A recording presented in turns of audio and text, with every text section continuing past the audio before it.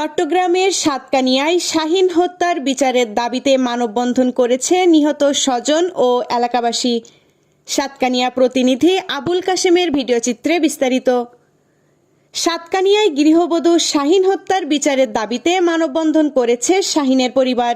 ২৬ September ২০২৫ শুক্রবার বিকেলে উপজেলা পরিষদ চত্বরে এই মানববন্ধনের আয়োজন করা হয়। মানববন্ধনে মঞ্জুর আলমের সঞ্চালনায় উপস্থিত ছিলেন সাতকানিয়া উপজেলার সাবেক ভাইস চেয়ারম্যান জনাব ইব্রাহিম চৌধুরী ও ছদাহা ৫ নং ওয়ার্ডে ইউপি সদস্য জনাব নজরুল ইসলাম, খোরশেদ আলম, দক্ষিণ জেলা যুবদল নেতা আব্দুস সবুর, মোজাফফর শাহাদাত হোসেন, নোমান জিয়াবুল সওদাগর সহ আরও অনেকে। শাহীনের পরিবার জানায়, গত ২১ সেপ্টেম্বর ২০২৫ সন্ধ্যার দিকে উপজেলার বাজালিয়া এলাকায় শাহীনের শ্বশুরবাড়িতে স্বামী, শাশুড়ি ও দেবর কর্তৃক হত্যা করে ফাঁসিতে ঝুলিয়ে আত্মহত্যা বলে চালিয়ে দেওয়ার চেষ্টা করেছে বলে অভিযোগ করেছেন শাহীনের পরিবার। নিহত শাহীনের ৩ বছরের একজন ছেলে ও ৮ মাসের একজন মেয়ে সন্তান রয়েছে। মানববন্ধনে বক্তা শাহীনের হত্যাকারীদের দৃষ্টান্তমূলক শাস্তি কামনা করেন।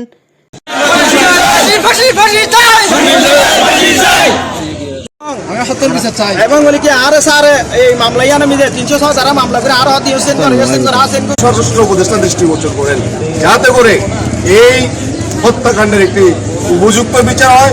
আমার এই সাতকানিয়ায় যাতে করে কোনো বোনকে স্বামীর অকথ্য নির্যাতন আর জীবন দিতে। AB news desk report.